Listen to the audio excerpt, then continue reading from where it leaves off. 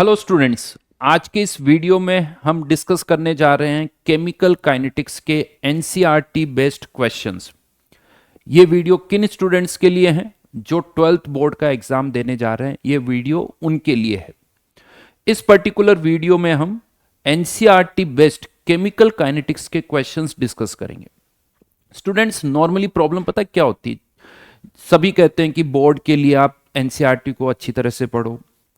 अब होता क्या, जब हम एनसीईआरटी पढ़ लेते हैं, बहुत अच्छी तरह से एनसीईआरटी पढ़ते हैं, लेकिन एनसीईआरटी पढ़ने के बाद जब हमसे कोई क्वेश्चन पूछता ना, तो हमें कुछ भी याद नहीं आता। हमने तो एक स्टोरी की तरह उस एनसीईआरटी को पढ़ लिया, हमें यही नहीं पता होता कि हमें किस पॉइंट को याद रखना है, किस डेफिनेशन को याद करना है, ये हमें नहीं समझ में आता है। तो इस वीडियो में मैंने वही प्रॉब्लम सॉल्व की है। एनसीईआरटी में से जितने भी क्वेश्चंस बन सकते हैं, चैप्टर में से जितने भी क्वेश्चंस बन सकते हैं, वो आज मैं यहां पर बताऊंगा आपको। इससे आपका बेनिफिट क्या होगा? आप एक बार एनसीईआरटी को रीड करें, कोशिश करें ज्यादा से ज्यादा याद करने की, ऐसा नहीं कि याद ना करें, कोशिश करें। और उसके बाद आप इन क्वेश्चंस के आंसर्स देने की कोशिश करें।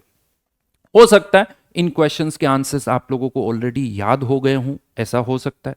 तो जिन क्वेश्चंस के याद हो गए हैं, आंसर्स याद हो गए हैं, वो तो अच्छी बात है, लेकिन जिन क्वेश्चंस के आंसर्स याद नहीं हुए हैं, वो आप यहां से कर सकते हो। इसमें भी मैं आपको बता दूं, स्ट्रिक्टली इस पॉइंट को बहुत ज्यादा इंपॉर्टेंस दी गई कि जो हमारा आंसर हो वो एनसीईआरटी की लैंग्वेज ही हो, क्योंकि ये माना जाता है कि सीबीएसई में हमारा आंसर जो है वो एनसीईआरटी की लैंग्वेज वाला ही होना चाहिए। क्योंकि बहुत बार क्या होता है, स्टूडेंट्स को बहुत सारे क्वेश्चंस के आंसर पता होते हैं, लेकिन वो अपनी लैंग्वेज में लिखते हैं, जबकि एनसीईआरटी या सीबीएसई बोर्ड जो होता है वो टू दी पॉइंट आंसर चाहता है। वो चाहता है कि लैंग्वेज वही हो जो एनसीईआरटी की हो, तो उसी लैंग्वेज में ही हमारा आंसर होना चाहिए। इस चीज़ को बहुत ज़्यादा इंपॉर्टेंस दी गई है। तो आपको क्या करना है, इस वीडियो को देखते हुए वन बाय वन करके क्वेश्चंस आएंगे। एक क्वेश्चन आएगा, 10 सेकेंड्स के बाद उसका आपको आंसर दिखेगा। आप क्वेश्चन देखने के बाद वीडियो को पॉज कर सकते हैं। वीडियो पॉज करने के बाद आप अपना आंसर लिखें। अगर आपको लगता है कि इसका आंसर आपको आता है तो वो आंसर आप लिख सकते हैं। उसके बाद वापस से यहाँ पर आंसर देखिए, वीडियो प्ले करके आंसर देखिए। अगर आपका आंसर मैच करता है तो बहुत अच्छी बात है, और आपको लग रहा है मैच नहीं कर रहा है, तो ये जो आंसर है उसको याद करने की कोशिश करो, उसको याद करो और फिर बिना देखे लिखिए। ये नहीं कि हाँ देख लिया आपने आंसर, सर समझ में आ गया, नहीं, समझ में नहीं आना चाहिए, आपको लिखना है उस आंसर को। तो उस आंसर को देखें, याद करें, फिर उसको वापस से पेपर पर लिखें। इसी तरह से फिर नेक्स्ट क्वेश्चन पर जंप करें। नेक्स्ट क्वेश्चन का आंसर याद है तो अच्छी बात है, नहीं तो फिर से यहां से देखें, उसको याद करें और लिखिए जरूर। यहां पर मैं आपको बता दूं, आपको आंसर्स लिखने हैं, केवल देखना नहीं है। बोर्ड के लिए बहुत ज़रूरी है कि आप क्वेश्चन का आंसर लिखें, उसे याद करके लिखें। ऐसा नहीं कि यहां पर होमवर्क की तरह, अच्छा क्लास वर्क की तरह देखा लिख लिया, नहीं, याद करो फिर बिना देखे उसको लिखो। तो वन बाय वन करके आपको इस तरह से आगे बढ़ना है। और इस चीज़ की मैं गारंटी देता हूं कि अगर आप ये सारे क्वेश्चंस करते हो तो फिर एनसीईआरटी में से कुछ भी नया नहीं पूछा जा सकता। सारे क्वेश्चंस जो पॉसिबल क्वेश्चंस है वो सारे क्वेश्चंस आपको यहां पर मिल जाएंगे। तो फिर कुछ नया नहीं होगा, यानी आपका एनसीईआरटी बहुत अच्छी तरह से कवर हो जाएगा। राइट? तो स्टूडेंट्स, ज्यादा टाइम नहीं इधर उधर की बातों में और डालते हुए अब हम क्वेश्चंस पर आ रहे हैं। तो फिर से मैं कहूंगा, क्वेश्चन के बाद अराउंड 10 सेकेंड्स का पॉज होगा, उसके बाद स्क्रीन पर आपका आंसर आ जाएगा। ठीक है, चलिए। तो question number 1, define average rate. आप पॉज कर सकते हैं वीडियो को।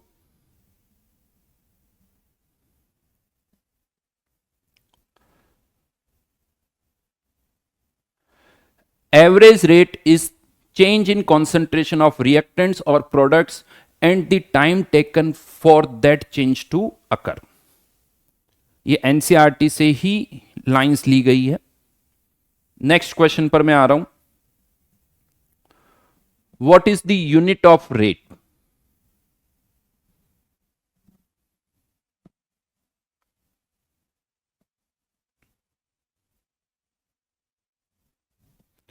Units will be moles per liter per second और एटमॉस्फेयर पर सेकेंड। एक नहीं, दोनों यूनिट्स लिखिए, एनसीईआरटी में दोनों मेंशन्ड है। Next question, define instantaneous rate. Pause कर सकते हैं आप, लिखना चाहते हैं अगर आपको लगता है कि आपको इसका आंसर याद है तो। And the answer is instantaneous rate is obtained when we consider the average rate at the smallest time interval, say dt, when delta t approaches 0. Next question, define rate of reaction.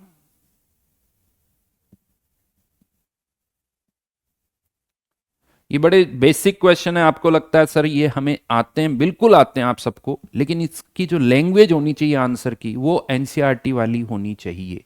That is important. It is equal to the change in concentration of a reactant और product in unit time divided by their respective stoichiometric coefficient. Next,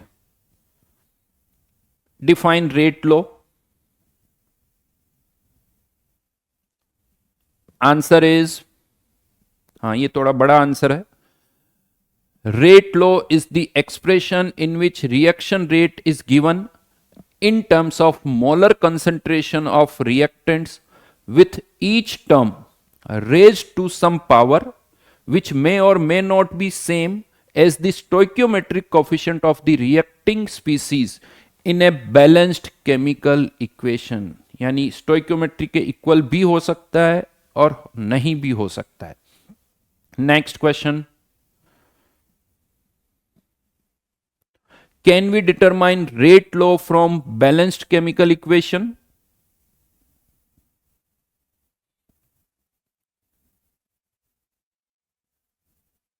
Answer is, rate law for any reaction cannot be predicted by merely looking at the balanced chemical equation। जैसा आप सबको पता है order या rate law experimentally ही determine होता है। Next question is defined order of reaction।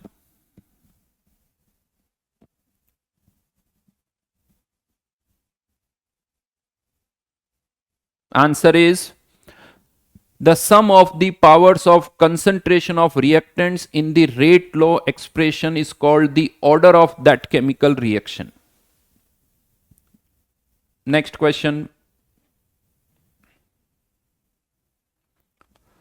possible values of order of a reaction are। ये सबको पता होगा।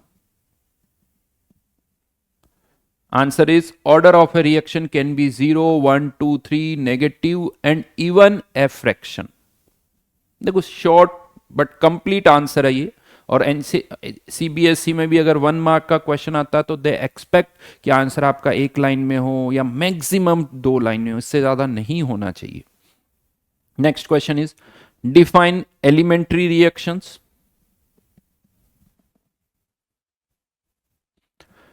Answer is, reactions taking place in one step are called elementary reactions।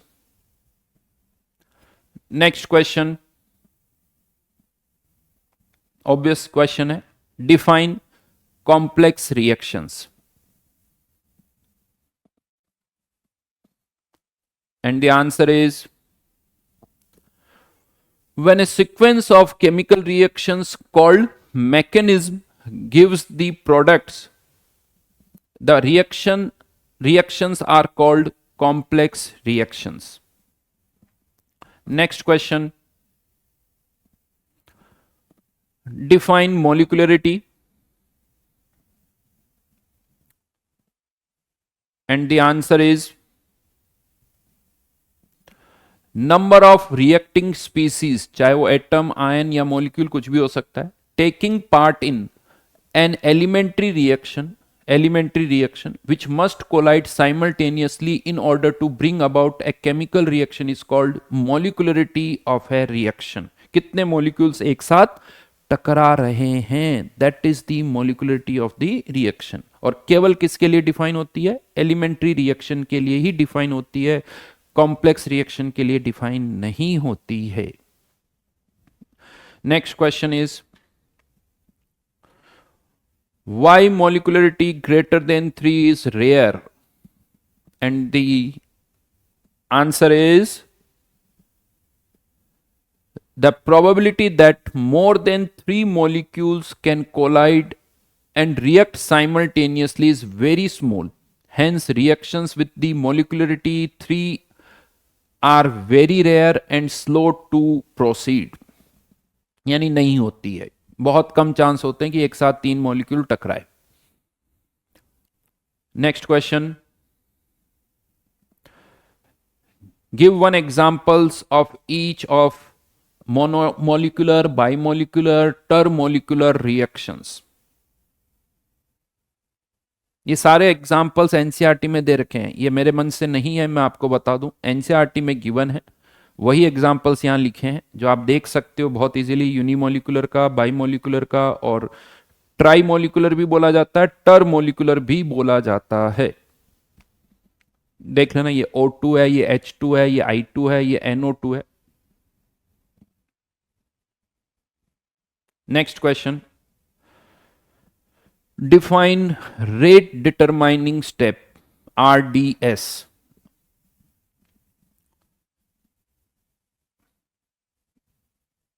Answer is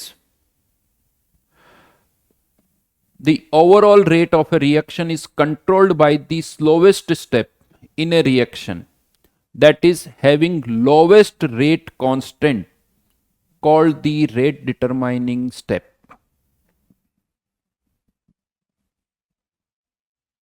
Next question, write differences between molecularity and order.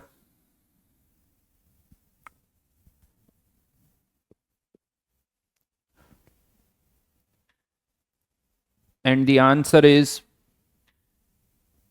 ये बड़ा answer है, ये आप exam में मार्क्स के अकॉर्डिंग देख सकते हो कि आपको कितना लिखना है। First one, order of a reaction is an experimental quantity, it can be zero and even a fraction, but molecularity can not be zero और non integer. Second difference is order is applicable to elementary as well as complex reactions, whereas molecularity is applicable only for elementary reactions. For complex reaction molecularity has no meaning, ये सब NCERT में लिखा हुआ है। For complex reaction order is given by the slowest step and molecularity of the slowest step is same as the order of the overall reaction। ये line भी NCERT में लिखी हुई है, बट ये सही नहीं है, ये मैं आपको बता दूं।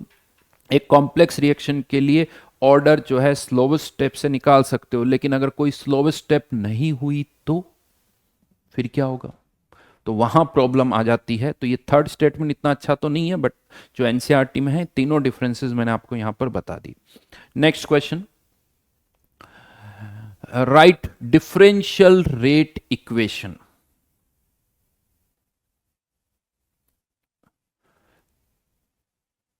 Consider a general reaction, the rate expression for this expression is, ये differential form है इसकी, rate equals to k a की power x and b की power y। सिंपल छोटा सा क्वेश्चन है। Next question, define half life of a reaction. Answer is, the half-life of a reaction is the time in which the concentration of a reactant is reduced to 1/2 of its initial concentration। 50% reaction होने में जो time लगता है उसी को हम क्या कहते हैं? T half. Next question, right dependence of zero order and first order half life on concentration. फॉर्मूले पता होने चाहिए आपको, जीरो ऑर्डर का टी हाफ का फॉर्मूला, फर्स्ट ऑर्डर का टी हाफ का formula. Answer is, for zero order reaction T half is T half is directly proportional to the concentration of reactant and for first order reaction T half is independent of initial concentration of reactant, depend नहीं करता है. Next question, explain pseudo order reaction with example. Pseudo order किसे कहते हैं, उसका एक example भी हमें देना है. आंसर इज, ये भी बड़ा है और ये पूछा हुआ भी है सीबीएसई बोर्ड में. ये क्वेश्चन पहले पूछा जा चुका है, प्रीवियस पीवाईक्यूज अगर आप देखोगे तो. Order of a reaction is sometimes altered by conditions. Consider the hydrolysis of ethyl acetate. It is a second order reaction and concentration of both ethyl acetate and water affect the rate of reaction. ये example है, but water is taken in large excess for hydrolysis. Therefore, concentration of water is not altered much during the reaction. क्योंकि पानी की concentration बहुत ज़्यादा होती है तो during the reaction पानी की concentration में जो change होता है वो बहुत कम होता है. Thus, rate of reaction is affected by concentration of ethyl acetate only. Mainly concentration किसकी change होती है, ethyl acetate की.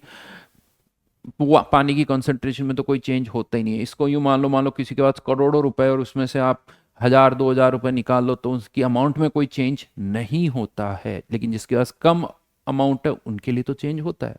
तो वही बात है यहाँ पर. तो thus the rate of reaction is affected by the concentration of ethyl acetate only, so the reaction behaves as first order reaction. यानी जो second order था वो क्या आ गया, first order. because order क्या होता है कि कौन कौन सी concentration पर reaction की rate depend करती है, तो first order है. such reactions are called pseudo first order reaction. लिखना है इसको, हाँ ऐसा नहीं हाँ सर समझ में आ गया, नहीं पढ़ा है, अब देखा आपने, अब बिना देखे आंसर लिखिए इसका. Next question, by what factor rate constant changes by 10 degree rise in temperature. अगर टेम्परेचर हम 10 डिग्री सेल्सियस है, ये 10 डिग्री सेल्सियस बढ़ाते हैं तो टेम्परेचर बढ़ाने पर रेट कांस्टेंट में कितना चेंज होगा. Answer is, it has been found that, मतलब ऑब्जर्वेशन है, for a chemical reaction with rise in temperature by 10 degrees Celsius, the rate constant is nearly doubled. Double हो जाता है हर 10 डिग्री सेल्सियस पर, almost double हो जाता है.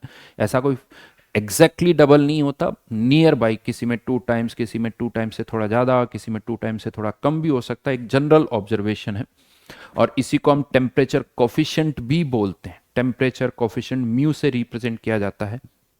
Next question, write the expression of Arrhenius equation.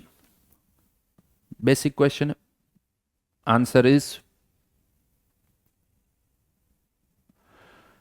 Arrhenius equation is Ka की power A into E की power minus EA by RT. जहां पर आपको यह भी लिखना पड़ेगा कि क्या क्या पैरामीटर किसको रिप्रेजेंट कर रहा है. Where A is Arrhenius factor और frequency factor. It is also called pre-exponential factor. ये सब लिखा हुआ वहां पर. It is a constant specific to a particular reaction. R is gas constant, सबको पता ही है, and EA is activation energy. Understood है, temperature सबको पता है कि क्या होता है T. Next question. Define activation energy. And answer is, the energy required to form activated complex is known as activation energy. Activated complex बनाने में जो एनर्जी चाहिए. नेक्स्ट क्वेश्चन पर आते हैं. Represents activation energy graphically. वो डेफिनेशन थी, ये ग्राफिकली अगर मान लीजिए क्वेश्चन में मार्क्स ज्यादा है तो आप दोनों को एक भी लिख सकते हैं, यानी डेफिनेशन में भी आप ग्राफ बना सकते हैं. डिपेंड करता है कितने मार्क्स का क्वेश्चन है. आंसर इज, खैर यहां पर बहुत सारी चीजें लिखी हुई है, आपको केवल एक्टिवेशन एनर्जी को ही हाईलाइट करना है. तो ये फॉरवर्ड एक्टिवेशन एनर्जी है और ये बैकवर्ड एक्टिवेशन एनर्जी है, लिखा हुआ यहां पर energy of activation of the forward reaction and backward reaction. तो ग्राफिकली आपको इसको शो करना है।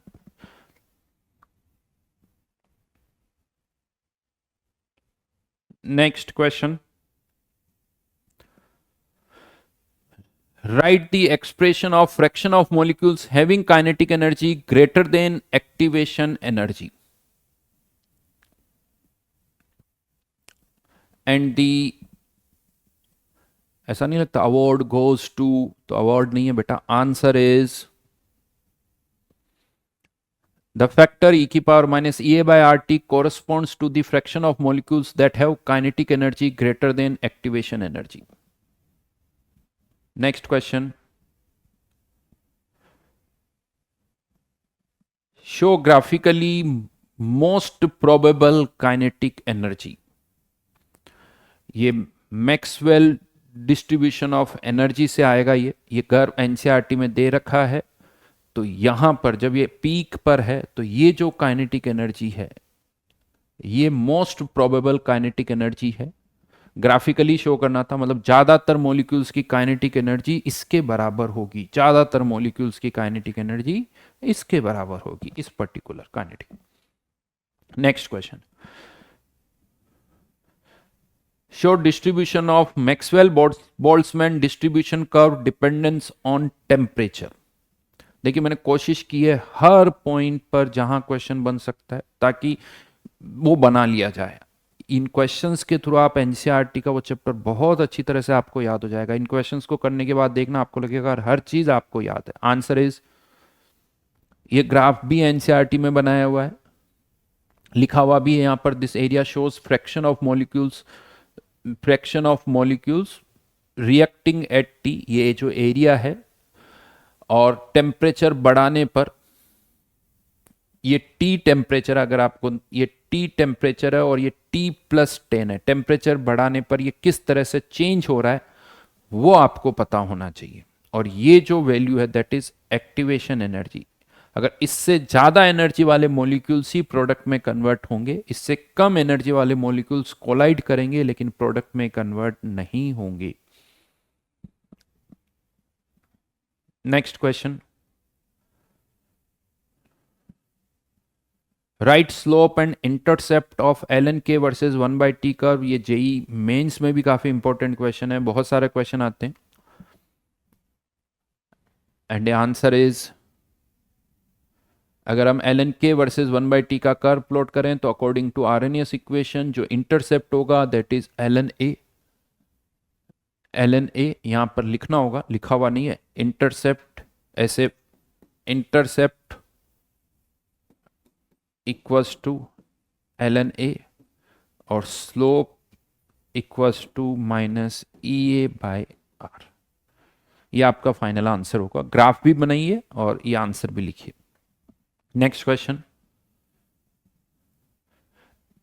Explain in brief about collision theory of reaction. वैसे मैंने जितने भी प्रीवियस ईयर के पेपर्स देखे, कोई भी बड़ा क्वेश्चन भी आता है बोर्ड में, 5 मार्क्स का एक क्वेश्चन है तो उसको भी ब्रेक कर दिया जाता है 3 और 2 मार्क्स का या 1 मार्क्स का। और ज़्यादातर जो बड़े क्वेश्चंस आते हैं केमिस्ट्री में, फिजिकल केमिस्ट्री में 3 मार्क्स में, वो मोस्टली न्यूमेरिकल ही होते हैं, थियोरटिकल नहीं होते हैं। ज़्यादातर थियोरटिकल क्वेश्चन 1 या 2 मार्क्स के ही होते हैं। तो बहुत ऐसा नहीं कि पूरा एक्सप्लेन करना होगा, 2-3 पेज की आपको थ्योरी लिखनी होगी। पिछले कुछ सालों में मैंने ऐसे क्वेश्चंस नहीं देखे हैं बोर्ड में, तो फिर भी ये तो काफ़ी बड़ा आंसर है जो कि अगेन एनसीईआरटी से ही लिया गया है शॉर्ट में। Reaction is postulated to occur when molecules collide with each other for a bimolecular elementary reaction A plus B converting into some product, rate of reaction can be expressed as, ये थोड़ा सा यहाँ पर ये मैं वापस लिख देता हूँ, P into ZAB into E की power minus EA by RT, ये ऐसे है। जहां पर ये ZAB ये किसको रिप्रेजेंट कर रहा है, कोलिजन फ्रीक्वेंसी, मतलब reactants per second per unit volume, कितने रिएक्टेंट्स कोलाइड कर रहे हैं, कितने कोलिजन्स हो रहे हैं, दैट इज ZAB। E की power minus EA by RT अभी बता ही दिया था मैंने। And this factor P is called the probability और स्टेरिक फैक्टर। ब्रीफ में कहा था तो इसीलिए कोई डिटेल में नहीं, ब्रीफ में हमने बता दिया कि रेट को अगर थियोरटिकली फाइंड आउट करना है तो वो यहां से आप निकाल सकते हो। शॉर्टेस्ट सिंपलेस्ट आंसर है। Then next one, define effective collision. हर एक कोलिजन आपको पता है इफेक्टिव नहीं होता है, कुछ ही कोलिजन्स ऐसे होते हैं जो इफेक्टिव होते हैं, तो उसकी कंडीशन क्या है? Answer is the collision in which molecules collide with sufficient kinetic energy, यानी उनकी काइनेटिक एनर्जी एक्टिवेशन एनर्जी से ज्यादा होनी चाहिए, एंड प्रॉपर ओरिएंटेशन, ये दोनों कंडीशंस फुलफिल होनी चाहिए, so as to facilitate breaking of bonds between reacting species and formation of new bonds to form product are called effective collisions. Again NCERT की language है, कोशिश करें वही लिखें, शॉर्ट स्वीट आंसर कह सकते हो। देखो यही आंसर आप बढ़ाना चाहो तो 10 लाइन का भी लिख सकते हो, ये भी मैं आपको बता दूं, वो डिपेंड करता है, लेकिन एनसीईआरटी में इसी रिक्वायरमेंट, आपको बोर्ड में इतनी रिक्वायरमेंट नहीं है, इसीलिए मैंने ये आंसर्स मोस्टली कॉपी किए हैं एनसीईआरटी से। Next question, define collision frequency. Answer is the number of collisions per second per unit volume of the reaction mixture is known as collision frequency, जिसे ZAB से रिप्रेजेंट करते हैं। Next question, what is the use of catalyst? Catalyst क्या करता है? Answer is catalyst is a substance which increases the rate of reaction without itself undergoing any permanent chemical changes, यानी जो catalyst होता है उसकी क्वांटिटी जितनी स्टार्टिंग में होती है रिएक्शन के एंड होने पर भी उतनी ही रहती है, उसकी अमाउंट में कोई चेंज नहीं होता है। Next question, what is inhibitor? कह सकते हो कैटलिस्ट का just opposite. Answer is the word catalyst should not be used when the added substance reduces the rate of reaction. The substance is then called inhibitor. NCERT की language है, ध्यान रखना। बहुत बार हम इसको नेगेटिव कैटलिस्ट बोल देते हैं, तो बट ज्यादा अच्छा है कैटलिस्ट, दूसरा word inhibitor. Next one, how catalyst increases rate?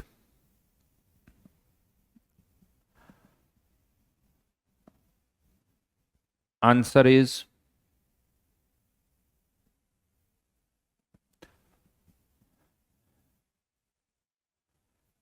it is believed that the catalyst provides an alternate pathway of reaction mechanism by reducing the activation energy between reactants and products and hence lowering the potential energy barrier.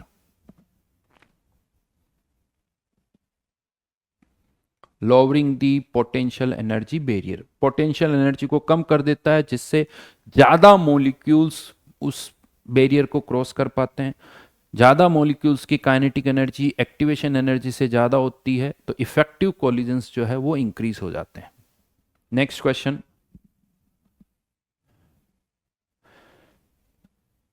Can a catalyst catalyses a non spontaneous reaction?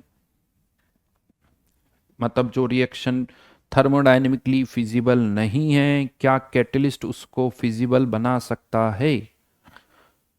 Answer is no, a catalyst does not alter delta G of a reaction, it catalyses the spontaneous reaction but does not catalyse a non spontaneous reaction. ये जो reaction हो रही है उसकी speed बढ़ाता है, अगर कोई रिएक्शन नहीं हो रही है उसमें ये कुछ भी नहीं कर पाएगा। जो स्पॉन्टेनियस रिएक्शंस है उनकी वो स्पीड बढ़ा सकता है। Next, does catalyst catalyses only forward reaction? And the answer is नहीं, कह सकते हो ये फॉरवर्ड और बैकवर्ड दोनों को बढ़ाता है। It catalyses the forward as well as the backward reactions to the same extent so that the equilibrium state remains same but is reached earlier. अगर थोड़ी थ्योरी पता है आपको तो फॉरवर्ड भी e की power x by R T से बढ़ती है, जहाँ x जो है कि एक्टिवेशन एनर्जी कितनी कम हुई है, और बैकवर्ड रेट भी उसी फैक्टर से बढ़ती है e की power x by R T से। फॉरवर्ड रेट कांस्टेंट और बैकवर्ड रेट कांस्टेंट में सेम फैक्टर से चेंज होता है। Next question, give examples of zero order reaction. NCERT में दे रखे हैं कुछ examples. Answer is some enzyme catalyzed reactions and reactions which occur on metal surfaces are a few examples of zero order reaction. The decomposition of gaseous ammonia on a hot platinum surface is a zero order reaction at high pressure. And second one, thermal decomposition of HI on gold surface is another example of zero order reaction. ये दो example है। वैसे जो photochemical reactions होती है वो भी zero order reactions का एग्जाम्पल है, बट ये एनसीईआरटी में दे रखा है, उनको आपको हाईलाइट करना है। Next question, give examples of first order reaction. Answer is, ये कुछ फर्स्ट ऑर्डर के एग्जांपल्स हैं। क्वेश्चन देखो ऐसे भी आ सकता था कि बताइए इनमें से कौन सा फर्स्ट ऑर्डर रिएक्शन को फॉलो करते हैं या फर्स्ट ऑर्डर काइनेटिक्स को फॉलो करते हैं, तो क्वेश्चन चेंज भी हो सकता है। तो यहां पर ये फर्स्ट ऑर्डर रिएक्शन के एग्जांपल्स हैं। Hydrogenation of ethane is an example of first order reaction. All natural and artificial radioactive decay of unstable nuclei that take place by first order reaction, and decomposition of N2O5 into N2O. देखो conditions बदलने पर reaction का order बदल जाता है, तो ऐसा कोई जरूरी नहीं कि किसी रिएक्शन का ऑर्डर फिक्स होता है, बट हाँ ये इन जनरल कुछ फर्स्ट ऑर्डर रिएक्शंस है। तो स्टूडेंट्स ये एनसीईआरटी बेस्ड क्वेश्चंस थे और उनके आंसर्स हैं। मेरा मानना है कि अगर आप इन सारे क्वेश्चंस को करते हो तो फिर आप कह सकते हो कि आपको एनसीईआरटी में सब पता है, एनसीईआरटी की सारी लाइंस पता है, उस पर क्या क्या क्वेश्चंस पूछे जा सकते हैं, आपको आंसर्स क्या लिखने हैं। तो इनको याद करिए, याद करने के बाद लिखिए। मैं फिर से कह रहा हूँ, बहुत सारी जनता क्या कहती है, हाँ सर हमने सुन लिए, लेकिन वो लिखते नहीं है, और यही सबसे बड़ी प्रॉब्लम है। अगर आप नहीं लिखोगे तो एग्ज़ाम में आंसर्स को अच्छी तरह से नहीं लिख पाओगे, वर्डिंग्स अच्छी नहीं होगी, अपनी लैंग्वेज में नहीं लिखना है आपको एनसीईआरटी की लैंग्वेज में लिखना है। तो कोशिश करें लैंग्वेज वही हो जो यहाँ पर आपको दिख रही है। होपफुली ये आपको काफ़ी हेल्प करेगा बोर्ड के लिए। Thank you.